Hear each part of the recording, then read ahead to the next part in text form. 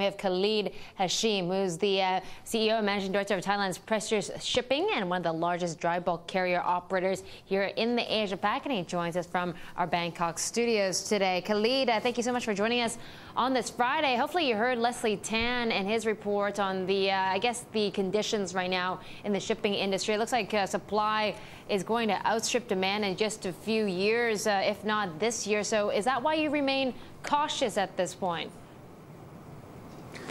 Most certainly so, especially for the dry bulk space, where we can see that demand is going to be roughly equal what it used to be in 2008, which in demand terms is a significant growth over 2009.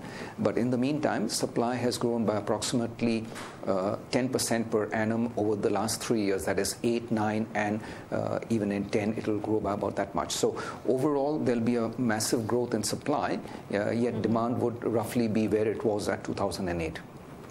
Okay, and what about the staggering drop in earnings per share for the shipping companies? As Leslie pointed out, shipping companies and shipping stocks have done pretty well in this recovery, but earnings per share, some numbers in triple digits in terms of declines. Is that a point of concern for you, and will that happen for Precious Shipping as well?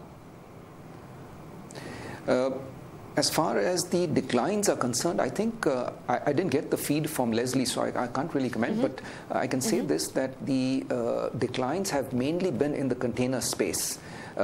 As far as the dry bulk space is concerned, yes, there have been declines.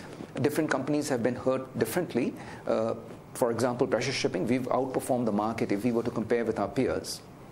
Okay. And what about the Baltic Dry Index? And let's take a look at the Baltic side, or the bulk side, if you will, because a lot of people are saying this is a point of volatility, the BDI. Why? Because some say maybe it'll hit below 2,000 by the end of this year. What do you think? Where do you think it's headed? I would agree with that school of thought. I think the BDI is set to fall this year and will remain very challenged even during 2011. And the reason for that is very simple. Supply is simply outstripping demand. Okay, can you give me a target then for the BDIY by the end of this year? You want to make an estimate here? Well, I can give you a range. I expect that the BDI will be somewhere between 1,000 and 2,000 points, and I think that's how it's going to remain all the way through to 2011. I would even hazard a thought that it could break 1,000 and go down below that, but then it would be for very short periods of time. Wow, breaking 1,000, that's more than 50% or half of the levels that it's at right now. So that's a very interesting prediction, Khalid. Let me just ask you, when you talk about supply outstripping demand, people point to China, which seems to be the bulk of a lot of growth economically in terms of trade as well. When you see those CPI figures and those PPI figures yesterday, and people are talking about overcapacity in the economy, do you really think that demand is going to dry up for the global shipping industry, or do you think China will remain intact? That story will be there for support?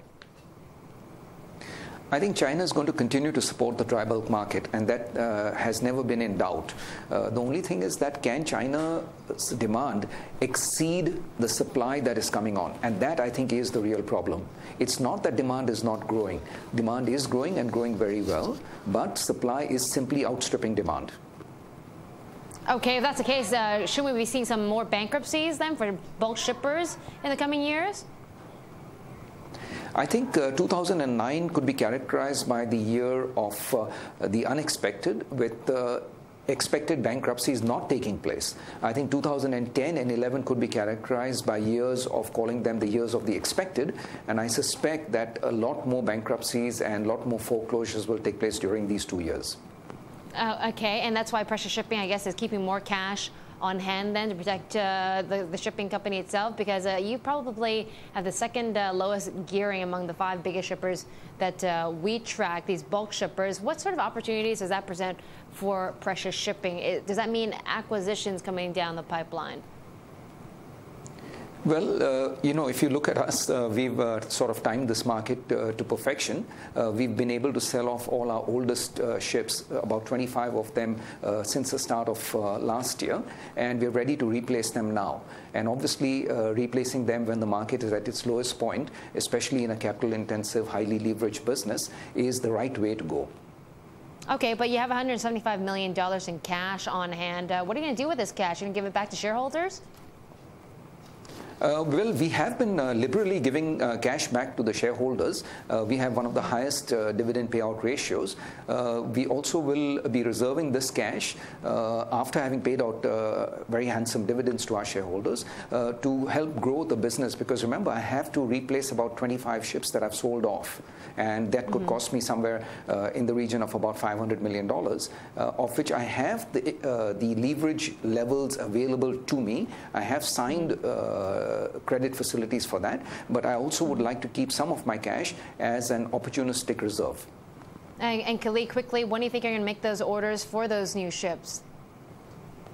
I suspect that the market, if it performs the way I think it's going to go to, then it would be more towards the second half of this year and early next year when we would be buying the bulk of these ships. And how many ships are you going to buy, Khalid? We've already bought 2 as replacements, and I have another 23 still to go. Okay, Khalid. Thank you for your time. Khalid Hashim, Precious Shipping's Managing Director, joining us from Bangkok.